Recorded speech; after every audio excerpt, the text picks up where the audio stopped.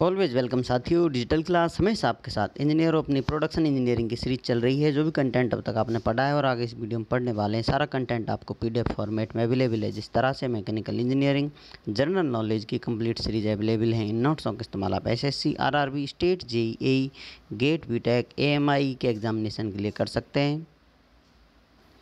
इससे पिछली वीडियोज़ में साथियों हम जान चुके हैं मटेरियल का बिहेवियर किस प्रकार का होता है, किस किस रीजन में उसका बिहेवियर चेंज हो जाता है, और मेटल फॉर्मिंग प्रोसेस है उसमें वॉल्यूम कांस्टेंट बना रहता है।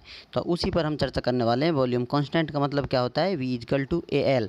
अब ये कांस्टेंट है, तो आपने स्टार्टिंग में कोई वर्क पीस लिया, बाद में उसको मशीनिंग कर दी, फॉर्मिंग कर दी, प्रोसेसिंग करने के बाद उसकी इस प्रकार से थिकनेस, लेंथ में चेंज आ जाता है, लेकिन वॉल्यूम आपका कॉन्स्टेंट बना रहता है। तो ओरिजिनल वॉल्यूम = फाइनल वॉल्यूम। तो यहाँ पर अपना ओरिजिनल वॉल्यूम कौन सा है? AO/LO = AF/LF। यहाँ O ओरिजिनल से, F फाइनल से लिया गया है, या फिर उन्हीं की शॉर्ट फॉर्म यहाँ पर इस्तेमाल की जा रही है। इससे आप लिख सकते हैं AO/AF = LF/LO। तो इस प्रकार से यदि आपको कहीं मिले वॉल्यूम कांस्टेंट वाला रेशियो, आप इस्तेमाल कर इसे इस प्रकार से रिप्लेस भी कर सकते हैं। इसी के साथ साथ जानते हैं नेकिंग या वेस्टिंग के बारे में। नेकिंग जहाँ पर चीज़ें पतली हो जाती हैं, जैसा कि नेक गर्दन के हिसाब से आप कह सकते हैं। ई अपना पॉइंट होता था, एफ होता था, यहाँ पर जो पॉइंट होते थे यहाँ पर नेकिंग होती थी, तो यहाँ पर वॉल्यूम कांस्टेंट नहीं रहता है। नेकिंग कह सकते हैं आप इसे, वेस्टिंग भी कह सकते हैं। जैसे कुछ लोगों की इस प्रकार से कमर होती है, आपने ज़रूर देखा होगा कुछ इस प्रकार से, और इसी प्रकार से कुछ गर्दन का एरिया भी क्रॉस सेक्शन कम हो जाता है, नेकिंग भी कम हो जाती है। तो ये शब्द वहीं से लिए गए हैं। ज़रूर आपने कटीली कमर देखी होगी, तो वही वेस्टिंग से शब्द लिया गया है। नेकिंग हो रही है या यहाँ पर वेस्टिंग का इस्तेमाल किया जा रहा है, जहाँ पर वॉल्यूम कांस्टेंट नहीं होता है। V=C। Drastically decrease in cross section area. यहाँ पर क्रॉस सेक्शन एरिया जो है ड्रास्टिकली, बहुत तेज़ी से, ड्रामेटिक रूप में चेंज हो जाता है। But gradually increment in length, लेकिन लेंथ में लंबाई ज़्यादा नहीं होती है। जैसे वर्क पीस आप खींच रहे थे, इस प्रकार से वर्क पीस आपका हो गया है, यहाँ पर नेकिंग हो गई है, तो इसमें तो क्रॉस सेक्शन बहुत तेज़ घटता हुआ नजर आएगा, लेकिन इस प्रकार लेंथ बढ़नी चाहिए, नहीं बढ़ती है, वॉल्यूम कांस्टेंट नहीं रहता है। ये सब लास्ट वाले कटिंग पॉइंट का रीज़न होता है, उसके बारे में चर्चा थी, तो नेकिंग पर भी आपको बात बताना ज़रूरी था। उसके बाद स्टार्ट करते हैं टाइप ऑफ मेटल फॉर्मिंग और मेटल वर्किंग।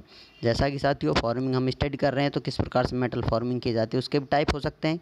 तो अलग अलग टाइप हम रखा जाए तो दो प्रकार से आप डिवाइड कर सकते हैं, सब डिवाइड कर सकते हैं, हॉट फॉर्मिंग या हॉट वर्किंग, कोल्ड वर्किंग।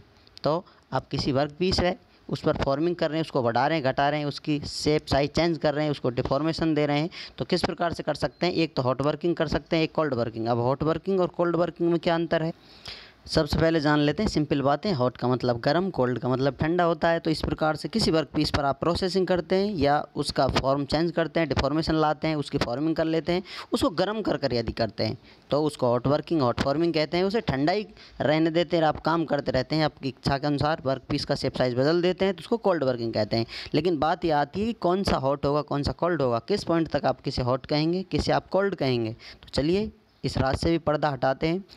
तो वो चमत्कारी शब्द है रिक्रिस्टलाइजेशन टेम्परेचर, जिसे हम RT से एक्सप्रेस करते हैं। रिक्रिस्टलाइजेशन टेम्परेचर जो होता है, जहाँ पर क्रिस्टल स्ट्रक्चर आपने देखा होगा, यदि आपने पढ़ा है तो मटेरियल साइंस में आपको ज़रूर मिलेगा, या फिर वहाँ आपको डिटेल में बताया जाएगा। रिक्रिस्टल से मतलब है किसी प्रकार से कोई मटेरियल अपने क्रिस्टल की संरचना बनाकर रखते हैं, नॉर्मल फॉर्म में रहते हैं, और यदि इस पर आप स्ट्रेस स्ट्रेन लगाते हैं, इसमें चेंज लाते हैं, तो ये क्रिस्टल की संरचना चेंज हो जाती है, बॉडी डिफॉर्म हो जाती है।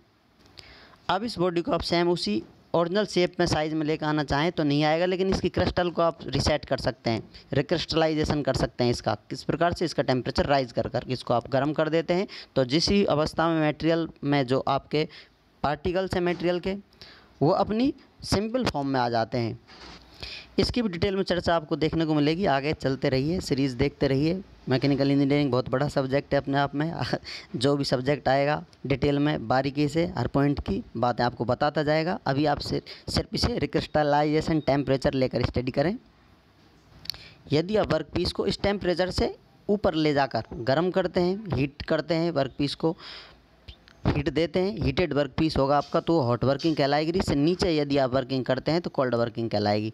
नॉर्मल टेम्परेचर आपका, एम्बिएंट टेम्परेचर, रूम टेम्परेचर पर आप वर्किंग करते हैं। तो इसी के साथ साथ ही एक फॉर्म और देखने को मिलती है। यदि नॉर्मल टेम्परेचर है, थोड़ा आप गर्म कर काम चला लेते हैं जिससे आपका काम हो सकता है, तो उसको आप वार्म फॉर्मिंग कहेंगे।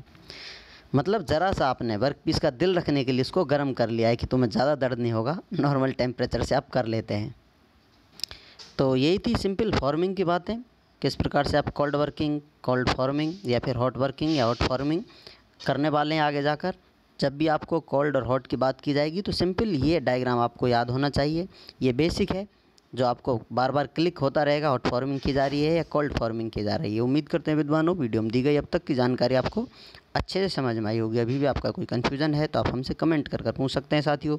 आप चाहें तो कांटेक्ट कर सकते हैं, कांटेक्ट लिंक आपको वीडियो डिस्क्रिप्शन में मिल जाएगा। वीडियो को अंत तक देखने के लिए, चैनल को सपोर्ट करने के लिए आपका दिल की गहराइयों से बहुत बहुत धन्यवाद। मिलते हैं किसी नेक्स्ट वीडियो में, तब तक पढ़ते रहिए, व्यस्त रहिए, मस्त रहिए। जय हिंद, वंदे मातरम।